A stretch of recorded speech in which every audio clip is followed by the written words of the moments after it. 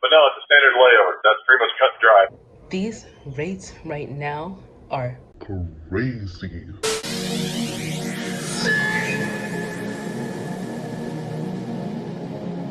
This ain't what you want. This ain't what you want. This ain't what you want.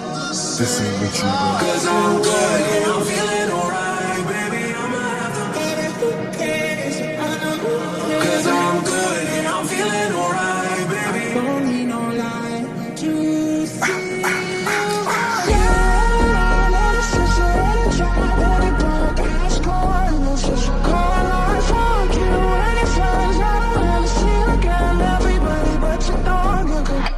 I could have my Gucci on. I could wear my Louis Vuitton. But even with nothing on. Hey guys, blessings to you all.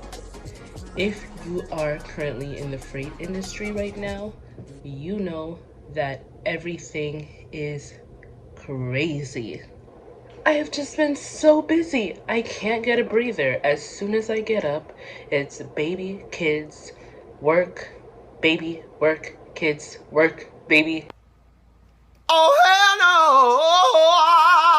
no! By the way, shout out to my brother. Follow him on his YouTube channel. He is showing some phenomenal trucking videos. Anyways, let's discuss the title of this video.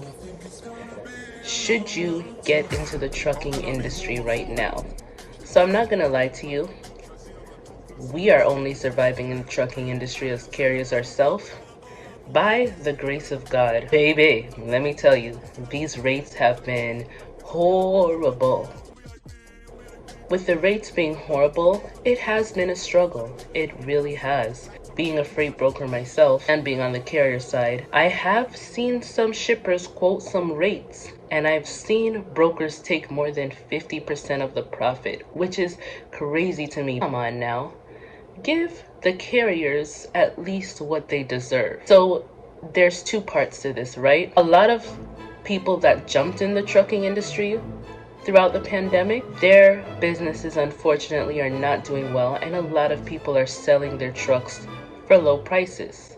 So if you want to jump into the trucking industry, with that being said, now is a good time because you may be able to get your equipment for a lower price than what it was a couple months or a year ago when the pandemic made everything so hard to come across. The rates are horrible across the board. Freight is moving slow. If you are going to jump into the trucking industry now, there are a few things that you need to know before you jump in. Number one, the freight is not good right now, so you're gonna be sitting for days, meaning you need to have some capital saved up. Do not come in this trucking industry without money stacked up because you will be flat on your behind. Second thing you need to have is actual education in the trucking industry.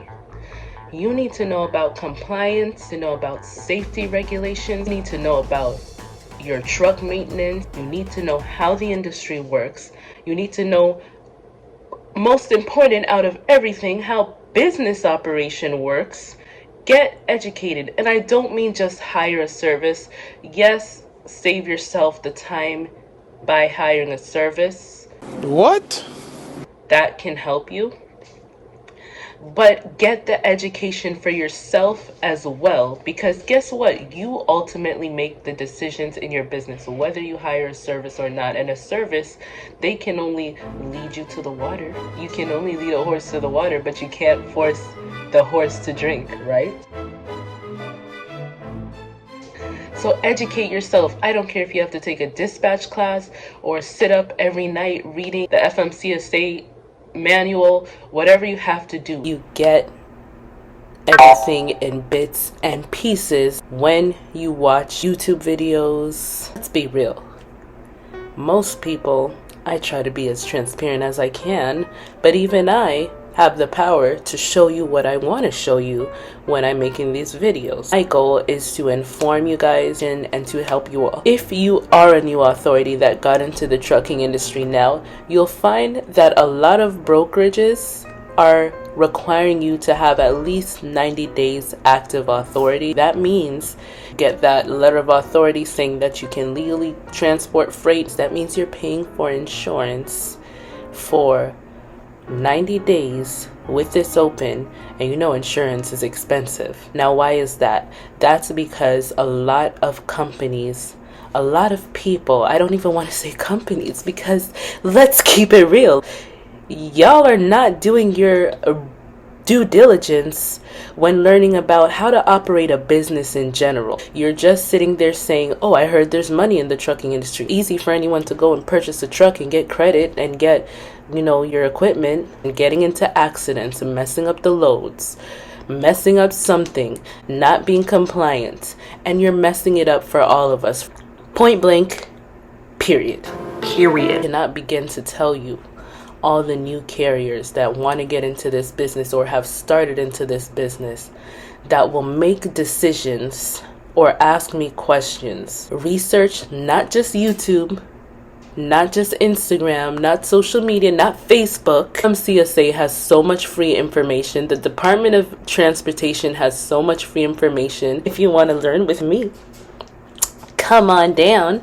I will be teaching hands-on courses soon in Atlanta, so if you're in the Atlanta area, holla at your girl, right? Another thing people don't understand, you have to know the power that you hold when moving freight.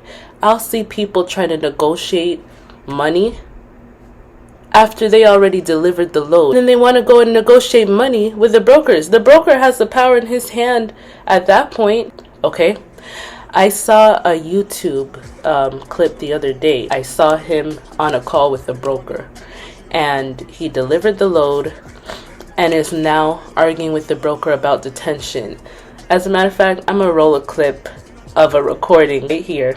But no, it's a standard layover. That's pretty much cut and dry for the trucking business, not just the CPL thing. It's where logistics in this country. Now, that's an interaction with me and the broker. If you want to hear more of that, go ahead and purchase my dispatch course. I'm talking to the broker. They paid $250 for the layover. The shipper paid $250, right?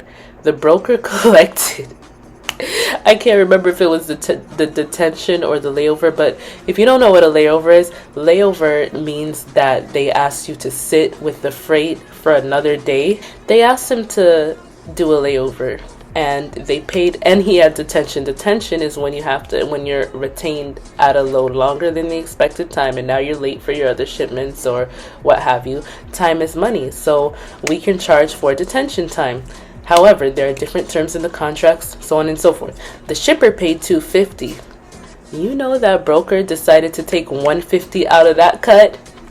Sir, ma'am, you weren't sitting there sitting at the shipper, running up your time. How dare you? But guess what? He could, because the young man already went ahead and delivered the load. You have power when that freight is on your truck, because guess what? That shipper needs that freight delivered for their customer. They need to please their customer. So even if you're just working with the shipper and not the broker, you still have the power when that freight is on your truck. Second, the broker is working to please the shipper, because they too can lose that shipper as a client. Know that. Send me an updated rate confirmation with the amount that's fair for me and my time, that's going to cover the time lost, the time spent sitting there, and I will not move until I have that updated rate confirmation. Point blank. Period. Know your value. So, to sum up this video, should I jump into this trucking industry right now? The answer is, it depends.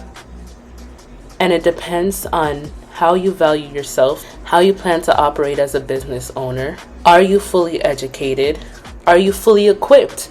Do you have that money up front? If you educate yourself, if you position your cards right, then yeah, get into the industry. It's a lucrative industry, but you have to know what you're doing, how to report your taxes, how to make business decisions.